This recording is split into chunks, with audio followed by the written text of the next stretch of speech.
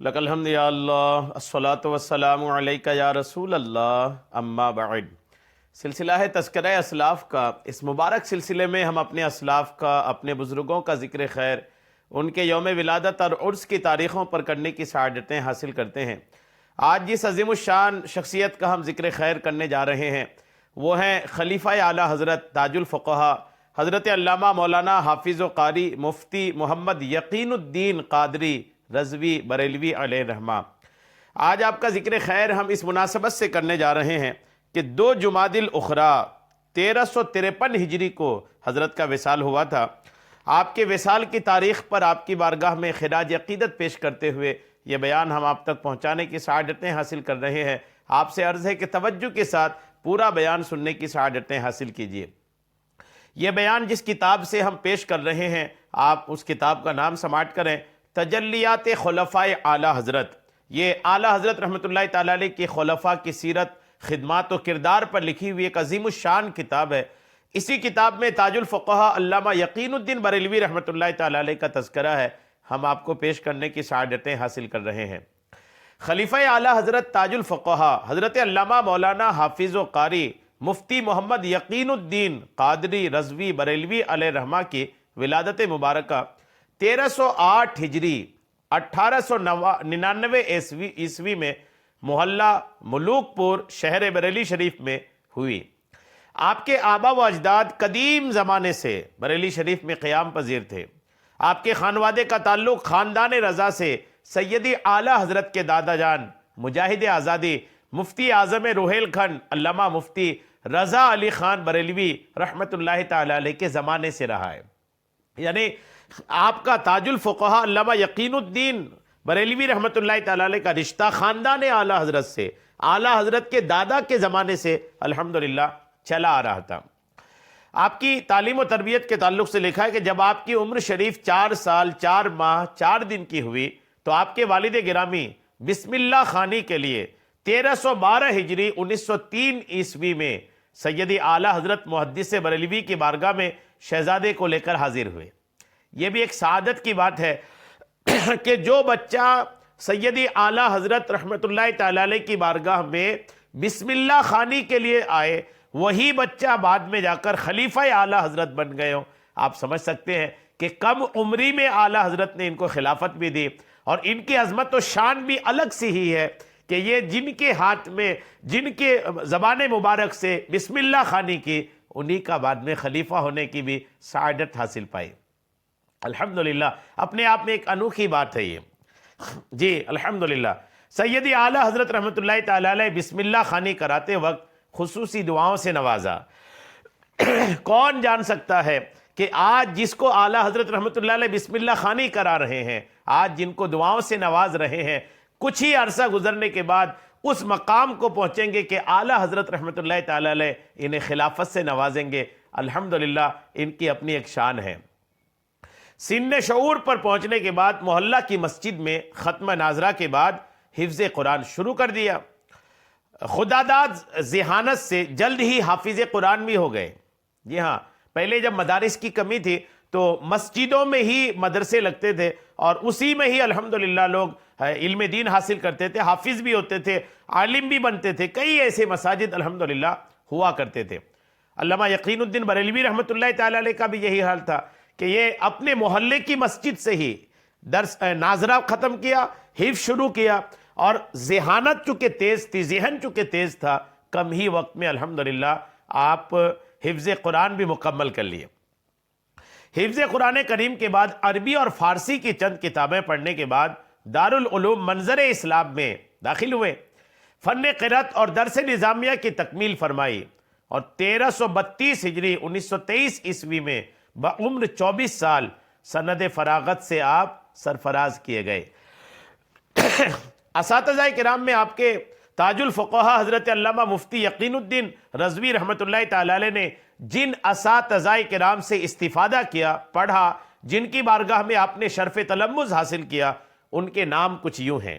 مجدد اعظم امام احمد رضا محدث بریلوی، حجت الاسلام شہزادہ اعلیٰ حضرت علامہ حامد رضا خان بریلوی، اور استاذ الفقہا علامہ ظہور الحسن رامپوری رحمۃ اللہ تعالی علیہما، اور استاذ العلماء علامہ رحم الہی منگلوری اور عمدۃ الفقہاء برادر اعلی حضرت حضرت علامہ مفتی رضا خان نوری بریلوی رحمۃ اللہ، مفتی محمد رضا خان نوری بریلوی رحمۃ اللہ تعالی علیہ، یعنی ان شخصیات سے آپ کے اساتذہ میں پہلا نام اعلی حضرت کا، دوسرا شہزادہ اعلی حضرت کا، اور ایک آپ کے برادر اعلی حضرت کا، یعنی اعلی حضرت، آپ کے بیٹے اور آپ کے بھائی، آپ کے اساتذہ میں 3 یہ بڑے نام ہیں۔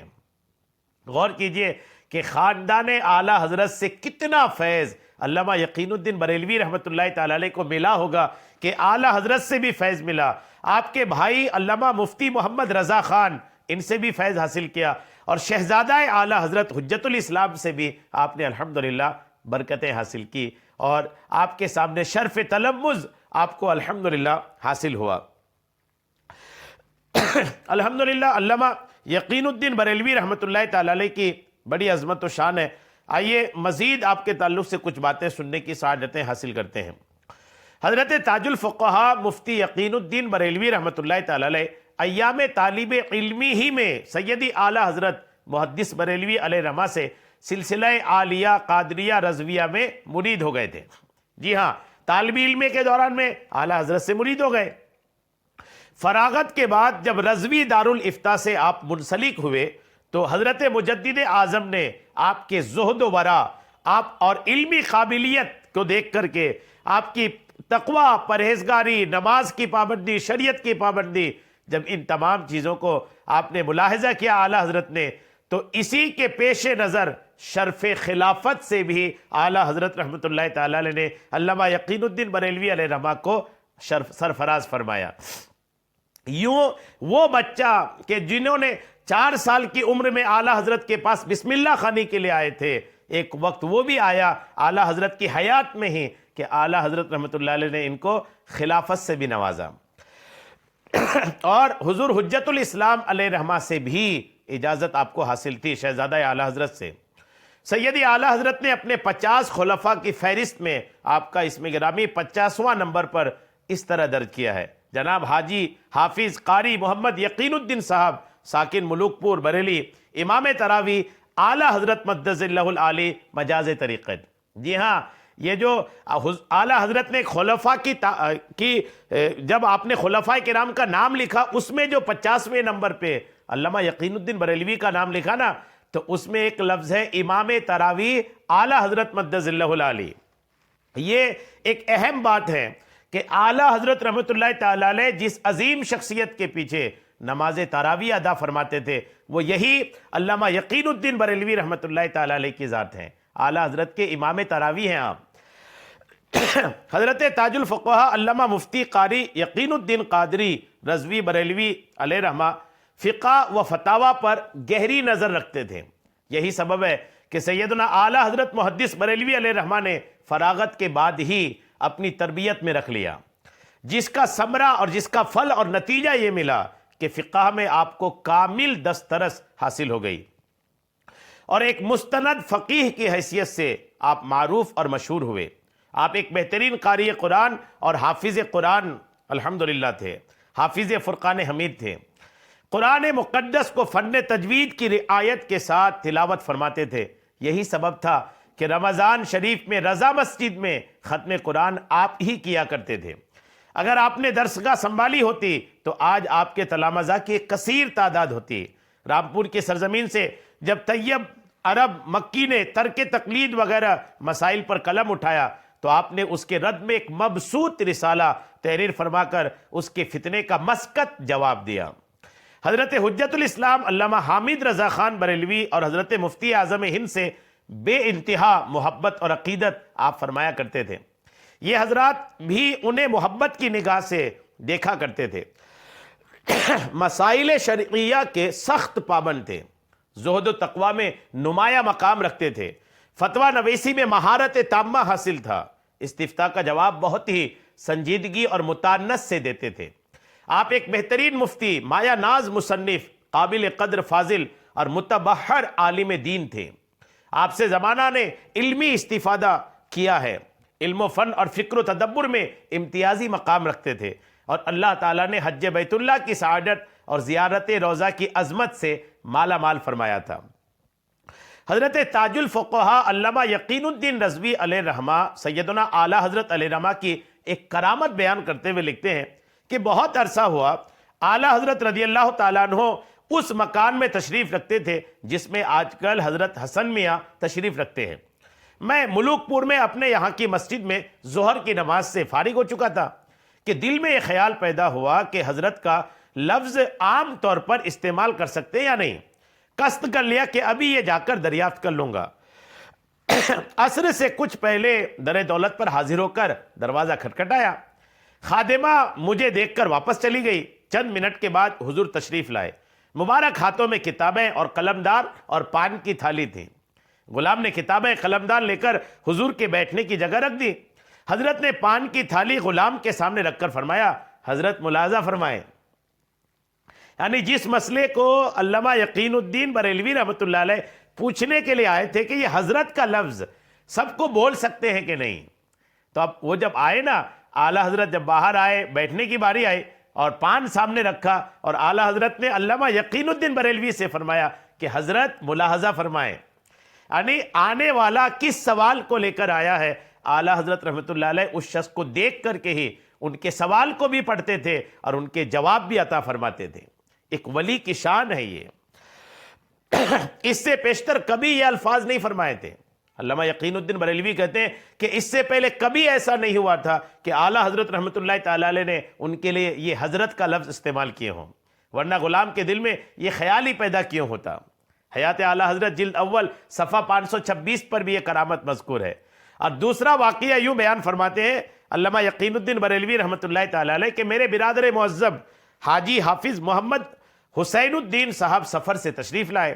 ایک روز والد ماجد صاحب رحمۃ اللہ علیہ سے یہ عرض کر کے مجھے بہت سی باتیں دریافت کرنی ہے، اعلیٰ حضرت کے حضور میں گئے، مگر ابھی وہ کچھ پوچھنے بھی نہ پائے تھے کہ اللہ عز و جل کے حبیب ما کانا وما یکون کے عالم کے سچے غلام اعلیٰ حضرت نے باتوں ہی باتوں میں سوال سے پیشتر الحمدللہ سب کا جواب خود ہی عطا فرما دیا۔ مکان آ کر والد ماجد مرحوم مغفور سے بہت تعجب سے کہنے لگے کہ میں نے تو حضور سے ایک بھی سوال نہ کیا، مگر حضور نے میرے سب سوالوں کا جواب عطا فرما دیا۔ اس کے بعد بھائی جان سلسلہ غلامی میں جا کر کے داخل ہو گئے۔ الحمدللہ حضرت علامہ قاری یقین الدین قادری رضوی علیہ رحمہ تبلیغ اسلام کی غرض سے ہندوستان کا ساحلی صوبہ اڑیسہ تشریف لے جاتے ہیں۔ اڑیسہ کے کئی علاقوں میں تبلیغ کے بعد وہاں کی زمین آپ کو بھا جاتی ہے اور ضلع بالاسور میں مستقل ایک مسجد میں آپ سکونت اختیار کر لیتے ہیں۔ یہاں کی پٹھان محلہ مسجد میں تقریباً 25 سال تک منصب امامت پر فائز رہے۔ حضرت مجاہد ملت علامہ حبیب الرحمن قادری حامدی رضوی علیہ رحمہ کے برادر اصغر حضرت قاری مجیب الرحمن قادری یقینی علیہ رحمہ اسی سرزمین پر داخل سلسلہ عالیہ قادریہ رضویہ ہوئے تھے۔ فقی دنیا کا یہ عظیم فقیہ 7 دہائیوں میں اپنی پاکیزگی والی عمر گزار کر 62 سال کی عمر میں 2 جمادی الثانی 1353 ہجری 1932 عیسوی کو اس دار فانی سے دارالبقا کی طرف کوچ کر گیا اور ایک علمی دنیا پیاسی رہ گئی۔ نماز جنازہ میں کثیر تعداد میں محبین و متوسلین نے شرکت کی اور احاطہ قدم رسول قبرستان بالاسور میں آخری آرام گاہ بنا۔ ہر سال عرس تزک و احتشام کے ساتھ منایا جاتا ہے۔ اللہ کریم ان کے مزار پاک پر خوب رحمتیں نازل فرمائے، آمین بجاہ النبی الامین صلی اللہ تعالی علیہ وسلم۔